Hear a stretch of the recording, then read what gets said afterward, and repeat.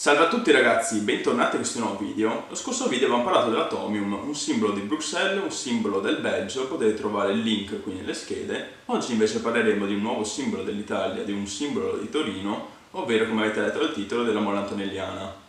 Costruita dall'architetto Alessandro Antonelli nei suoi ultimi anni di vita e continuata dal suo figlio, la costruzione avvenne dal 1863 al 1889, stesso anno di inaugurazione della Tour Eiffel, quindi si può collocare nello stesso periodo. La Mole Antonelliana attualmente dagli anni 2000 ospita il Museo del Cinema, che io personalmente vi consiglio perché è molto curato, sembra quasi non essere in Italia, perché senza offesa per i musei italiani, ma almeno a mio parere le esposizioni non reggono quelle che si possono vedere a Londra o anche in altri paesi esteri, che sono molto più curate, e l'esposizione del Museo del Cinema di Torino secondo me è negli standard europei di qualità.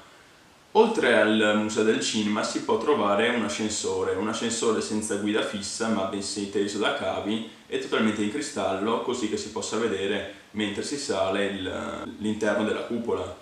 Questo ascensore è anche parecchio veloce, si raggiunge la sommità in neanche un minuto e consente appunto di collegare il pian terreno della mole con il tempietto, ovvero 85 metri d'altezza, da cui si può vedere il panorama di Torino.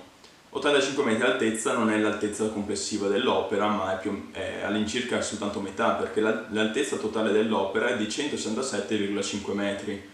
Quando fu completata la Mole Antonelliana era l'edificio in muratura più alto del mondo, attualmente non lo è più perché ci sono stati fatti dei lavori di rinforzo con cemento armato, acciaio e altri materiali, quindi non è più da considerarsi una struttura completamente in muratura.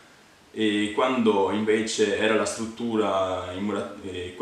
fu completata, fu la struttura in muratura più alta del mondo, superando il Philadelphia City Hall e anche il Duomo di Ulma, che misurano più o meno sui 160 metri di altezza entrambe. Originalmente la mole doveva essere un tempio israelitico, ma nel 1873 la comunità ebraica di Torino, indignata per gli elevati costi e la prolungata costruzione dell'opera, abbandonò il supporto del progetto. Ma Alessandro Antonelli riuscì a salvare completamente la sua opera con la scusa di dedicarla al re Vittorio Emanuele II, primo re d'Italia. Ora passiamo alla descrizione dell'opera. Come in altre opere di Alessandro Antonelli, la Mole Antonelliana presenta uno stile molto particolare, infatti è un misto fra un neoclassico, un eclettico e un neogotico, e quindi è un ibrido fra queste tre correnti, come appunto molte altre opere di Antonelli. Passiamo per punto a punto ad analizzare gli elementi che costituiscono questa opera.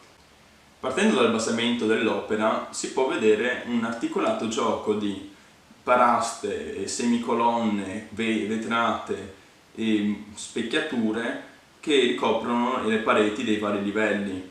Nella parte frontale è presente un pronao, però sopra questo pronao, invece che il classico timpano, ci sviluppa un piano che si ripete come ripartizione lungo tutto attorno il perimetro della mole, e sopra questo piano finalmente si trova il timpano. Successivamente, sempre a base quadrata, c'è l'imposta, diciamo, del tamburo della cupola, se così possiamo chiamarlo, che è perimetrato tutto attorno da colonne libere con caratteri appunto neoclassici. Successivamente c'è un'ulteriore falda di tetto che quindi restringe ancora di più il perimetro, un'altra base quadrata con delle aperture che vorrebbero ricordare delle finestre termali tipiche dell'architettura classicista, ma alternate con specchiature e elaborati giochi di carattere ottocentesco.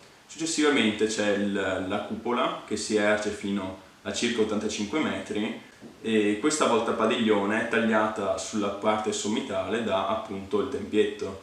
Il tempietto si sviluppa con ogni facciata e 6 colonne e su 2 livelli. Dal secondo livello poi si sviluppano i 4 timpani tutto attorno, poi dalla pianta quadrata si passa a una pianta circolare e sulla pianta circolare si sviluppa la lanterna. Sopra questa lanterna c'è la guglia che si sviluppa fino alla parte sommitale, che una volta reggeva un angelo alato, adesso regge una stella.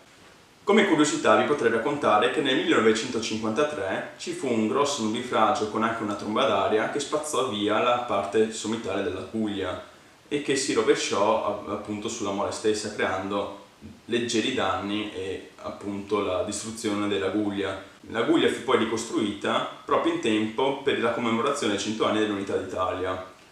Come sapete tutti, si può trovare nella moneta dei 2 centesimi e compare inoltre in molti film che adesso non vi sto a citare, lo potete trovare su Wikipedia, ed è anche molto importante appunto per la comunità di Torino ed è un simbolo appunto dell'Italia, uno dei monumenti che all'estero viene ricordato di più.